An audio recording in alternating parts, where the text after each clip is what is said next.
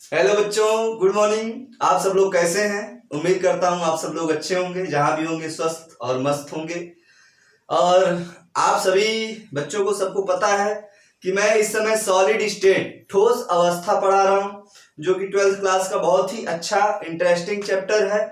तो उसी चैप्टर की शुरुआत करते हैं, लेकिन इन 2 लाइनों के साथ आपको मैं मैसेज सभी विद्यार्थियों को देना चाहता हूं। 2 पंक्तियां हैं, 2 शायरी, एक शायरी आपके लिए बोलने जा रहा हूं। अब आप सोचे हाँ सर जी शायरी बोलने, अरे शायरी भी अच्छी और कई प्रकार की होती हैं, तो सुनिए। हिंदू के लिए न मुसलमान के लिए, हिंदू के लिए न मुसलमान के लिए, जीना है तो जियो हिंदुस्तान के लिए। यही मेरी शायरी थी आप सभी के लिए। अब आइए सॉलिड स्टेट प्रारंभ करते हैं, ठोस अवस्था। और ठोस अवस्था में जैसे कि आपको पता है, मैं पिछले लेक्चर में आपको पढ़ा चुका था इंट्रोडक्शन ऑफ सॉलिड स्टेट, और उसके बाद क्रिस्टल एंड एमॉर्फस सॉलिड, 2 प्रकार के सॉलिड का हमने पढ़ लिया था। टाइप्स ऑफ क्रिस्टल सॉलिड भी पढ़ लिए थे। आज हम लोग जो बात करने वाले हैं, क्रिस्टल जालक की बात करने वाले, क्रिस्टल लैटिस की बात करने वाले हैं। तो आइए स्टार्ट करते हैं। क्रिस्टल जालक,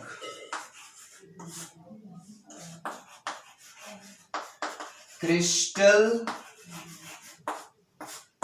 लैटिस। क्रिस्टल जालक, क्रिस्टल लैटिस क्या होते हैं, इस विषय में हमें समझना है।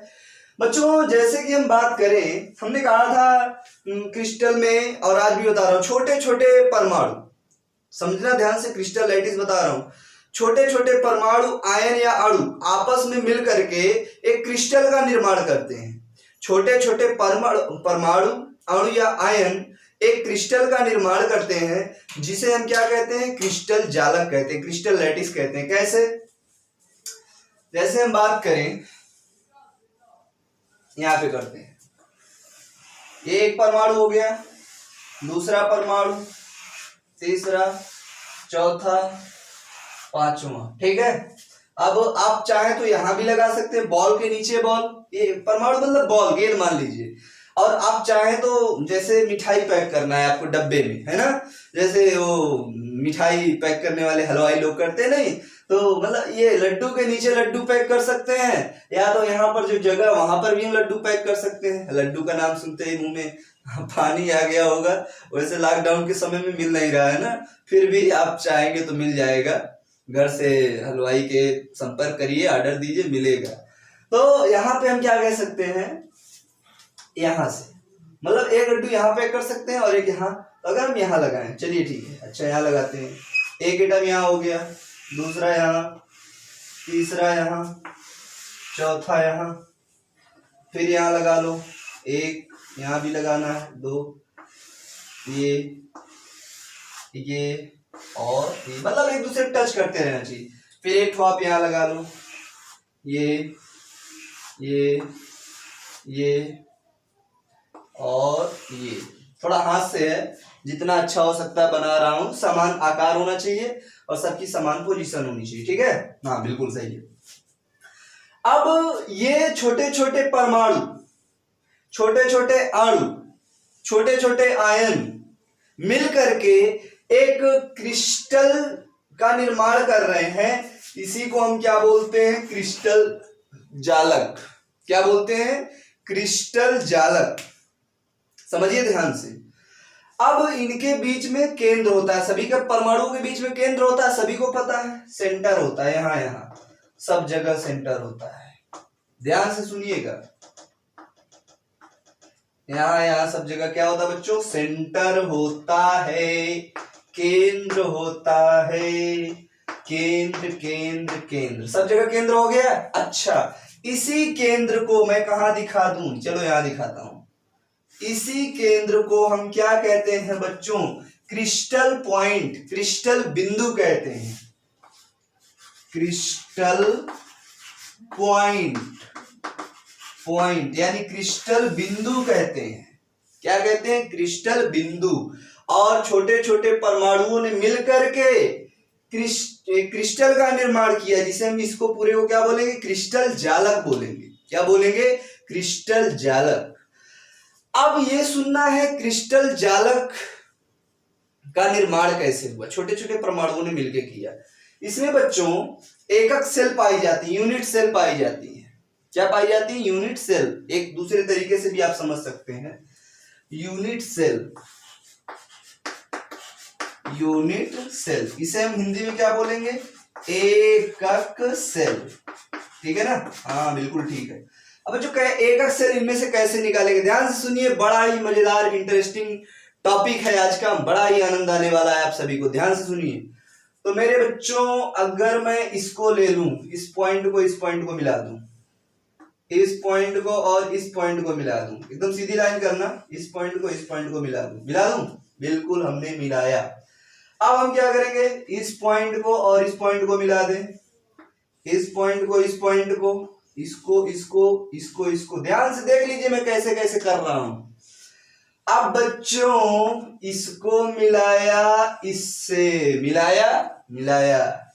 अब क्या करेंगे? इसको मिलाया, इससे मिलाया, बिल्कुल मिलाया। अब क्या करेंगे? इसको मिलाया, इससे मिलाया, बिल्कुल मिलाया। इसको मिलाया, इससे बिल्कुल मिलाया। आप देखिए, समझिए, यहां एक प्रकार का, ये थोड़ा लंबाई बढ़ गई है क्योंकि हाथ से बनाया हुआ है, लेकिन एक प्रकार का यहाँ आपको क्यूब, इसको मान लीजिए, घन क्यूब मानिए, है भले लंबाई है, रोम्बिक हो सकता है, लेकिन इसको थोड़ा आप क्या मानिए? क्यूब, घन। जैसे आप लोग वो क्यूब नहीं खेलते हैं, एक बॉक्स मानिए, चौकोर बॉक्स, जिसकी लंबाई चौड़ाई ऊंचाई सब क्या हो? बराबर हो, उसे मानिए। तो अगर हम इसे निकाल करके यहां पर लाते हैं बाहर, इसका थोड़ा सा कट करके बनाते हैं, तो मैं यहां बाहर जरा सुव्यवस्थित बनाने की कोशिश करूंगा। ठीक है? कैसे बना सकते हैं इसको बाहर? ऐसे ऐसे ऐसे ऐसे और ऐसे। ठीक है? ऐसे ऐसे ऐसे और ऐसे। ये आपकी क्या है? एक यूनिट सेल है। क्या है? एक यूनिट सेल है। यूनिट सेल, छोटी छोटी यूनिट सेल, छोटी सी यूनिट सेल है, एकदम नन्ही मुन्नी छोटी सी, छोटी छोटी यूनिट सेल आपस में जुड़ जुड़ करके, मिल मिल करके एक बड़े से क्रिस्टल का निर्माण करती हैं। छोटी छोटी यूनिट सेल मिल मिल करके बड़े से क्रिस्टल का निर्माण करती हैं, जिसे हम क्रिस्टल जालक कहते हैं। फिर से, छोटी छोटी एकक सेल आपस में मिलती हैं और मिल करके, और वो कैसी होती? त्रिविमी होती हैं, त्रिविमी व्यवस्था में होती है। आगे हम बताएं क्या होता है त्रिविमी। छोटी छोटी एकक सेल त्रिविमी व्यवस्था में आपस में जुड़ जुड़ करके क्रिस्टल जालक का निर्माण करती है, यानी क्रिस्टल लैटिस का निर्माण करती है। ये तो एक यूनिट सेल है। कैसे और हम जोड़ सकते हैं? ध्यान से देखिए इसी में। तो बच्चों, इस लाइन को उठाया, इससे मिलाया, इस लाइन को इससे उठाया, मिलाया, बड़ा मजा आया। हाँ, अब क्या करेंगे? अब इस लाइन को उठाया, इससे मिलाया, मिलाया। अब इसको उठाया, इससे मिलाया। सीख लीजिए, जीवन में काम आएगा, बड़ा ही आनंददायक विषय है। अच्छा, मिलाया, मिलाया। अब हम क्या करेंगे? इस लाइन को उठाया, इससे मिलाया, इस लाइन को उठाया, इससे मिलाया, इसको उठाया, इससे मिलाया। अब क्या करेंगे बच्चों? इसको उठाया, इससे मिलाया, मिलाया, और इसको उठाया, इससे मिलाया, मिलाया। आप देख रहे हैं कि यहां पर एक यूनिट सेल इतने में थी और दूसरी एक और तैयार हो गई। एक यूनिट सेल एक ये दो तैयार हो गई। इसी प्रकार आप और जा सकते हैं, इसी प्रकार इधर भी आ सकते हैं, नीचे भी जा सकते हैं, ऊपर भी जा सकते हैं, जितना चाहे उतना जा सकते हैं। There is no limit to go in crystal lattice. कहने का मतलब ये है कि छोटी छोटी एकक सेल, छोटी छोटी इकाइयां आपस में मिल करके एक बड़े से क्रिस्टल का निर्माण करती हैं, जिसे हम क्रिस्टल जालक यानी क्रिस्टल लैटिस कहते हैं। समझ में आई बात? बिल्कुल समझ में आई। अब यूनिट सेल हो गई। यूनिट सेल में हम देखेंगे कि इस यूनिट सेल का जो कोना है, इस यूनिट सेल का जो कोना है, इसके कितने कोने हैं? तो कोना तो सभी जानते हैं। यूनिट सेल आप समझ में ना तो अपना कमरा, हालांकि कमरा की लंबाई चौड़ाई ऊंचाई बराबर नहीं हो सकती है, फिर भी उसको बराबर मान के चलिए। आप जहां भी बैठ करके मुझे पढ़ रहे हैं, मुझे देख रहे हैं इस वीडियो को, वहां कमरा होगा। कमरा में आप देखिए कितने कोने हैं, मैं गिना देता हूं। 1, उसी के नीचे 2, फिर इधर 3, उसी के नीचे 4, फिर उधर 5, उधर उधर, और उसी के नीचे 6, फिर उधर 7, और उसी के नीचे 8। कितने कोने हैं? 8। गिन लीजिए, 8 कोने हैं। सभी कोनों पर एक एक परमाणु होता है। जैसे यहां देखिए, इस कोने पर एक परमाणु था, मैं यहां बना देता हूं। इसको थोड़ा सा हटाइए। इस कोने पर एक परमाणु था। फिर इस कोने पर भी एक परमाणु था। अब थोड़ा इसको जूम करके बना रहे, इसीलिए ऐसा आ रहा है, ठीक है। अब इस कोने पर भी एक परमाणु है, इस कोने पर भी एक परमाणु है, इस कोने पर भी एक परमाणु, इस कोने पर भी एक परमाणु, इस कोने पर भी एक परमाणु, और इस कोने पर भी एक परमाणु। चाहे मेरे कुछ परमाणु छोटे बड़े हैं, वो इसलिए छोटे बड़े कि वो नीचे का ऊपर का थोड़ा समझना, आप लोग समझ लेना। ये क्यूब है, सभी कोनों पर एक एक परमाणु। कितने परमाणु? 1 2 3 4 5 6 7 8। 8 कोने पे 8 परमाणु। हाँ चलिए, अच्छी बात है। इतना आप लोग पहले बना लीजिए, थोड़ा सा मेरा मन है, उसके बाद मैं आपको बात बताता हूं। यूनिट सेल हो गया, ये हो गया, सारी चीजें आपको क्लियर हो गई। नोट कर लीजिए पहले इसको। हाँ बच्चों, अब हम बात करेंगे types of unit cell. Types of unit cell. Types of unit cell, ठीक है ना। एकक सेल के प्रकार।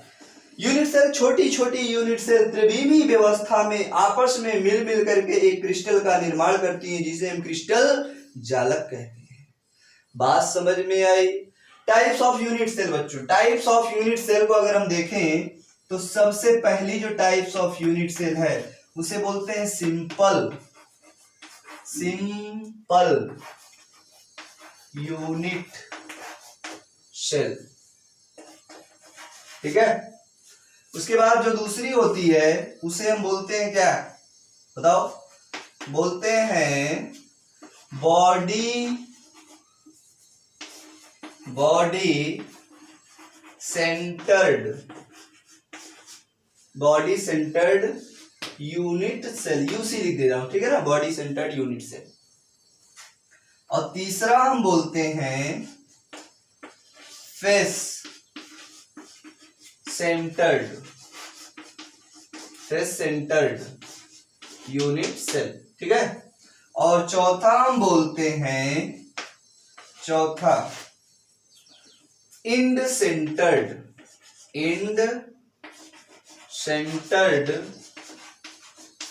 यूसी यूनिट सेल, ठीक है ना। सिंपल, इसको प्रिमिटिव भी बोलते हैं। सिंपल यूनिट सेल और प्रिमिटिव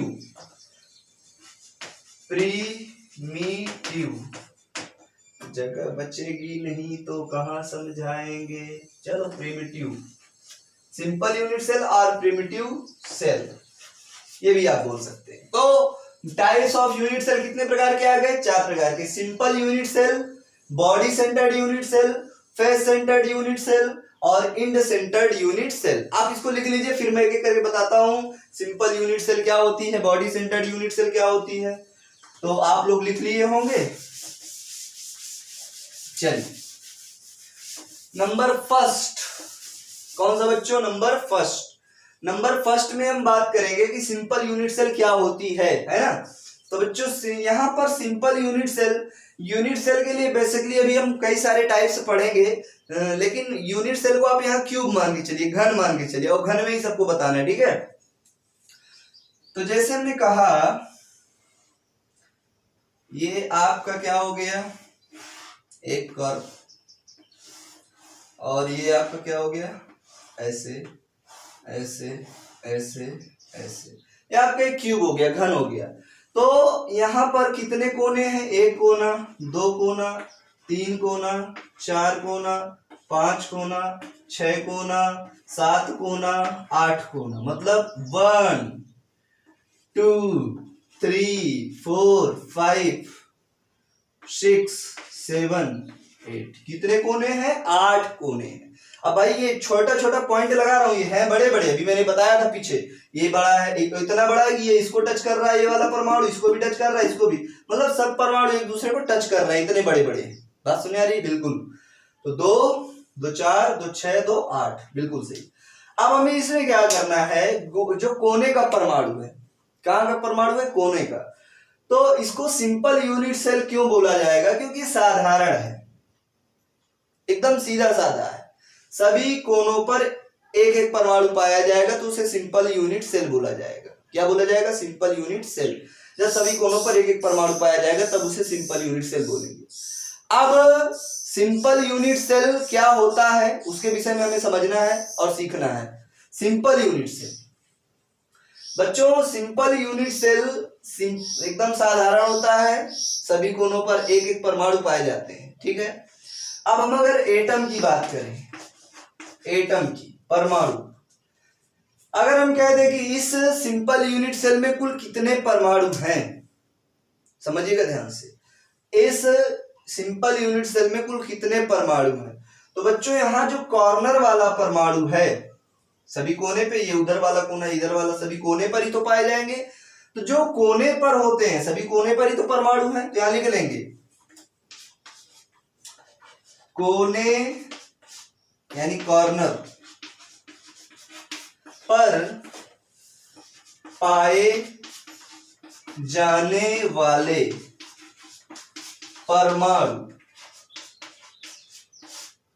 परमाणुओं ऐसे लिखो का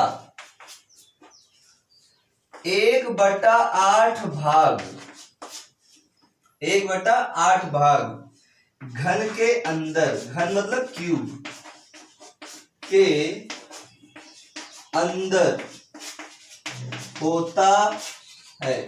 1/8 भाग क्यूब के अंदर होता है।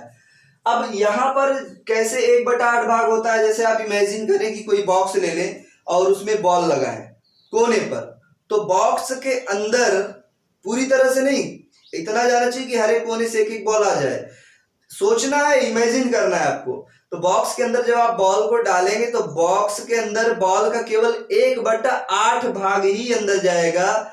ये नहीं कि पूरी बॉल ही आप अंदर कर दें, नहीं, कोने पर रहना है और इस प्रकार करना कि हर एक कोने से एक एक बॉल हम डाल सके, ठीक है ना। और बॉल के सेंटर तक कोना चला भी जाए तो तब बॉल जब कोने, किसी भी क्यूब के कोने से अंदर तक प्रवेश कराएंगे, बॉल के सेंटर तक क्यूब जाएगा, तो बॉल का कितना भाग क्यूब के अंदर रहेगा? 1/8 भाग। इसको याद रखिएगा। चलिए, अगर हमें यहाँ एटम निकालना है तो टोटल एटम कितने हैं बच्चों? 8। तो क्या बोलेंगे? 1/8। और है कि एक, मतलब ना, चलो ठीक है, ऐसे भी हो जाएगा। एक एटम क्यूब के अंदर कितना पार्टिसिपेट करता है? 1/8। और टोटल है कितने बच्चों? 8 परमाणु है। तो 1/8 गुणित 8 बराबर 8/8 करके क्या हो जाएगा? 1। मतलब सिंपल क्यूबिक यूनिट सेल में कुल कितना परमाणु आया? 1। याद रखिएगा इस बात को, फिर मैं बता दे रहा हूं। सिंपल क्यूबिक यूनिट सेल वो होती है जिसके 8 कोने पर, यानी प्रत्येक कोने पर एक एक परमाणु होता है। कोनों पर, किसी भी यूनिट सेल में कोनों पर जो परमाणु होते हैं वो यूनिट सेल के अंदर 1/8 भाग होते हैं। चूंकि यहाँ पर एक परमाणु 1/8 भाग क्यूब के अंदर है और टोटल 8 परमाणु है, तो 1/8 गुणित 8 बराबर 1। कह सकते हैं इस क्यूब के अंदर कुल कितने परमाणु आएंगे? 1। कुल कितने आएंगे? 1 परमाणु आएंगे। चलिए इसको नोट करिए आप लोग जरा, फिर मैं आगे बात करता हूं।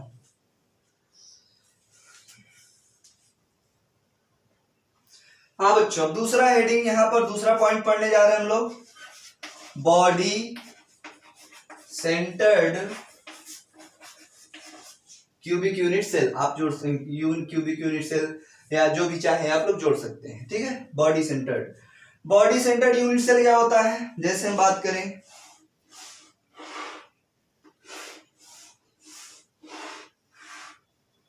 ऐसे ऐसे हमने क्या किया? लगा दिया, ठीक है। अब कोनों पर तो एक एक परमाणु है ही, छोटे छोटे बना रहा हूं, इतने बड़े बनाना कि एक दूसरे को टच करते रहे, लेकिन हम सीखेंगे छोटे छोटे ही बना करके। ये देखिए 8 कोने थे, 8 कोनों पर हमने 8 परमाणु लगा दिया। लेकिन अब ये सिंपल है, जब कोनों पे होंगे सिंपल ही होगा। बॉडी सेंटर्ड मतलब जब क्यूब के बीचों बीच एक परमाणु आ जाएगा, जब क्यूब के बीचों बीच एक परमाणु आ जाएगा तो इसे क्या बोलेंगे हम? बॉडी सेंटर्ड यूनिट सेल या क्यूबिक यूनिट सेल बोलेंगे। जब कोनों पर 8 परमाणु और एक परमाणु केंद्र पर होगा तो उसे BCC यानी body centred cubic unit cell बोला जाएगा। चलिए अच्छी बात है। इसमें अगर हम एटम की बात करें, एटम की बात करें, किसकी बात करें? एटम की बात करें। किसकी? एटम की। तो बच्चों हमें पता है कि कॉर्नर पे कितने हैं? 8। कोने पर जो है यहां लिख देते हैं, कॉर्नर यानी कोने पर 8 है। और जो कॉर्नर पे होते हैं उनका कितना भाग गोले के अंदर होता है बताइए? 1/8। तो 8 गुणित 1/8 बराबर 1। अब कॉर्नर पे तो हो गया, फेस पे या सेंटर कहिए इसको, सेंटर, सेंटर पे कितना है? 1। भाई वो तो अंदर है ना, तो जो अंदर है बॉक्स के अंदर आ गया। मान लो ये चाक गोला है और इसको अंदर कर दो, ये तो पूरा का पूरा कहाँ आ गया? क्यूब के अंदर आ गया। तो ये पूरा का पूरा क्यूब के अंदर, इसीलिए इसे 1 मानेंगे। तो एक परमाणु कॉर्नर पे और एक सेंटर पे, टोटल कितने परमाणु आ गए? 1 + 1 बराबर 2 परमाणु आ गए। 2 परमाणु कहाँ आएंगे? BCC बॉडी सेंटर में। याद रखिएगा BCC में कितने परमाणु? 2। चलिए इसको नोट करके चलिए तीसरा इसी पे कर लेते हैं, जगह है। अगर हम बात करें तीसरा, फेस सेंटर्ड की बात करें, face centred, face centred unit cell क्या होगा बच्चों? ऐसे पूरा, और यहां पर इसको मिलाएंगे ऐसे ऐसे, यहां से पूरा मिल जाएगा। अब प्रत्येक कॉर्नर पर एक एक परमाणु रहेगा ही रहेगा, ये और ये। कह दीजिए ये अभी ये फेस सेंटर्ड है? नहीं, फेस नहीं, अभी ये सिंपल है। फेस कब होगा बच्चों? जब प्रत्येक फेस पर, फलक पर एक एक परमाणु होगा। और एक क्यूब के अंदर कितने फलक हो सकते हैं बताइए इस विषय पे? एक क्यूब के अंदर कितने फलक हो सकते हैं, कितने फेस हो सकते हैं? जैसे मैंने कमरा बताया था, कमरा आप क्यूब मान लीजिए। कमरे के फेस माने सतह, एक सतह ऊपर छत हो गई, छत के नीचे एक सतह जमीन हो गई, हो गया। अब एक इधर वाली दीवार, तीसरी सतह, फिर इधर वाली दीवार, चौथी सतह, फिर इधर वाली दीवार, पांचवी सतह, इसके उधर वाली दीवार, छठवीं सतह। टोटल कितनी सतह हो गई? 6 सतह माने फेस।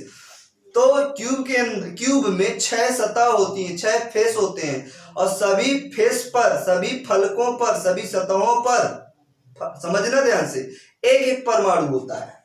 तो अगर देखिए एक ये फलक हो गई, यहां से यहां तक ऊपर वाली फलक हो गई, यहां पर कितना परमाणु है?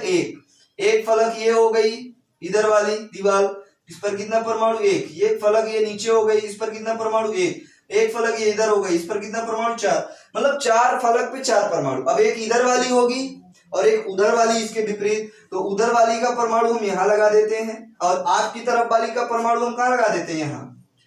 तो 6 फलकों पर 6 परमाणु लग गए। 6 फलकों पर कितने परमाणु लग गए? 6। 8 कोने होते हैं, 6 फलक होती हैं, 8 कोने पर 8 गोले और सभी फलकों पर एक एक गोला, एक एक परमाणु होगा। तब उस यूनिट सेल को बोलेंगे फेस सेंटर्ड यूनिट सेल। समझ में आ रही बात? बिल्कुल। अब हमें एक चीज याद करना है, फलक के जो परमाणु होते हैं वो 1/2 भाग, मतलब आधे भाग क्यूब के अंदर होते हैं। क्यों ऐसा होता है कि भाई आधा गोला क्यूब के अंदर है और आधा ऊपर होगा, जब दूसरा क्यूब बनाएंगे तो उस क्यूब के अटैच में आएगा, ठीक है ना? मतलब आधा इस क्यूब में, आधा ऊपर वाले क्यूब में। इसी प्रकार से इधर वाला भी, नीचे वाला, इधर वाला, इधर वाला, उधर, सब अटैच रहते हैं इसी प्रकार से। तो यहाँ पर हम लिखेंगे कॉर्नर वाले कितने पार्टिसिपेट करते हैं? 1/8। और फेस वाला लिखेंगे यहाँ फलक वाले परमाणु 1/2 भाग, मतलब आधा भाग घन के अंदर होते हैं। घन या एकक सेल कह सकते हो, एकक सेल में होते हैं, एकक सेल के अंदर होते हैं, अंदर होते हैं। चलिए 1/2 ये हो गया। अब हमें क्या करना है, इसको जरा मिटा दे थोड़ा सा तो ज्यादा आनंद आ जाएगा।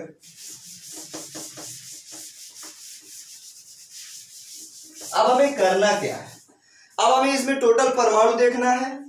चलिए तो इसके टोटल परमाणु हमें देखना है, तो कहेंगे कॉर्नर पे,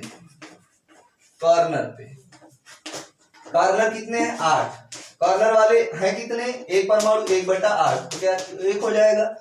अब कॉर्नर के बाद हमें कहां देखना है बच्चों, फेस पर, फेस फलकों पर, फलक है कितनी 6, और फलकों का एक परमाणु क्यूब के अंदर कितना होता है 1/2, तो क्या हो जाएगा 6/2 बराबर 3 आ जाएगा। टोटल परमाणु, कुल परमाणु, टोटल एटम 1 और 3, 1 + 3 बराबर 4 आ गया। बात समझना ध्यान से। फेस सेंटर्ड में कुल कितने परमाणु आ गए 4, कितने आ गए 4, इसको लिख लीजिए आप लोग, फिर मैं एक और आपको बताता हूं तुरंत।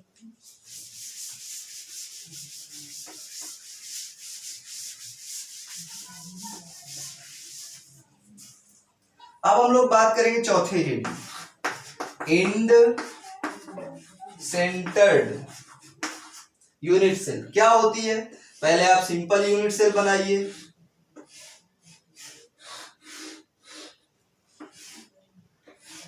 ये सिंपल बन गया, 8 कोने 8 गोले, 8 कोने 8 गोले, ये 8 कोनों पर 8 गोले बन गए। इंड सेंट, अब ये सिंपल है, इंड नहीं है, थोड़ा ये इधर टेढ़ा मेढ़ा हो गया होगा तो आप इसको समझ लीजिएगा, सही मानिएगा। अब ये इंड नहीं सिंपल, इंड कब बनेगा, जब किन्हीं 2 कोनों पर, एक इधर वाला कोना एक इधर वाला, एक गोला इधर लगा देंगे एक गोला इधर लगा देंगे, या ऊपर वाला कोना नीचे वाला कोना, एक गोला ऊपर एक गोला नीचे, या आमने सामने भी लगा सकते हैं, एक आपकी तरफ और एक मेरी तरफ, कहीं भी लगा सकते हैं।